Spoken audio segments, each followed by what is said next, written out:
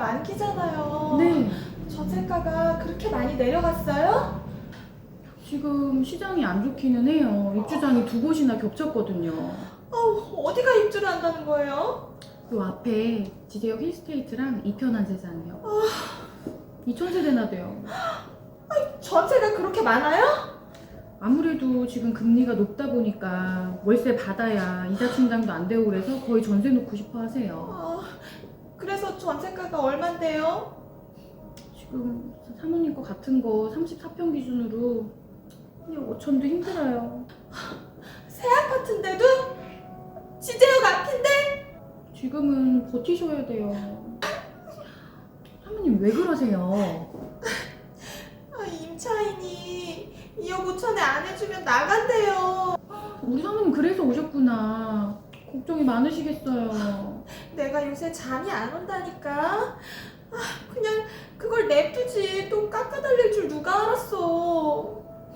근데 임차인 입장에서는 그럴 수 있어요. 지금 뭐 1, 2천만 원 차이가 아니라 1억이나 차이가 나버리니까 전세대출 이자도 차이가 너무 많이 나거든요. 근데 소장님, 내가 돈이 없어. 3억 5천에 정말 안 되는 거예요? 사모님, 안 돼요. 그럼 진짜 팔아야 되는 거야 이거?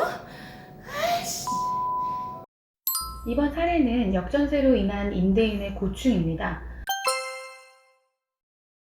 역전세난이 본격적으로 시작되었습니다. 역전세란 주택 가격이 급락하면서 전세 시세가 계약 당시보다 하락하는 현상을 말합니다. 이때 임대인은 보증금 반환에 큰 어려움을 겪게 되는데요. 오늘은 임대인의 입장에서 역전세에 대응하는 방법에 대해 알아보겠습니다.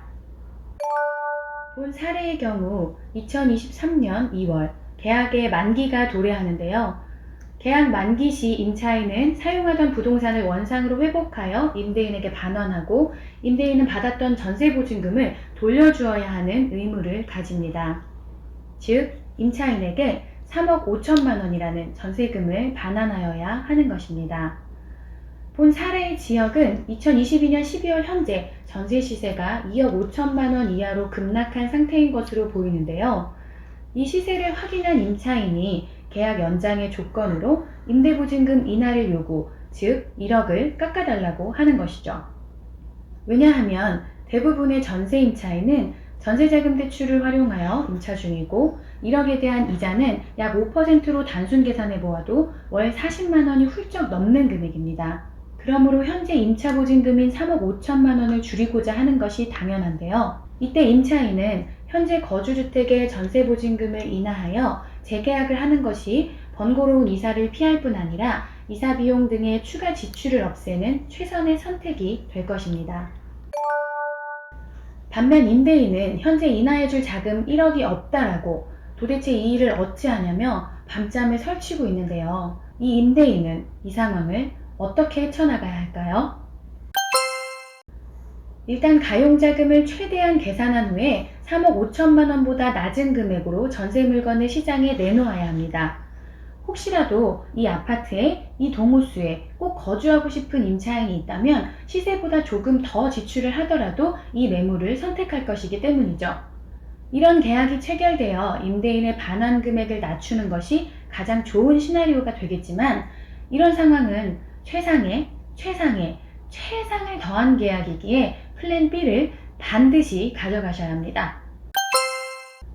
전세보증금 반환 대출을 이용합니다.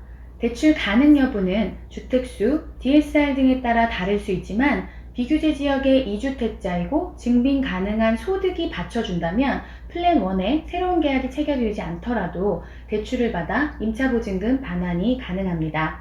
하지만 3주택 이상의 다주택자이거나 기대출이 소득에 미치지 못하여 DSR 충족이 안 될 경우 전세보증금 반환 대출을 이용하는 것도 불가할 수 있습니다. 임차인과 협의하여 반환을 요구하는 금액의 이자를 대납하거나 금전으로 지급하는 방법입니다.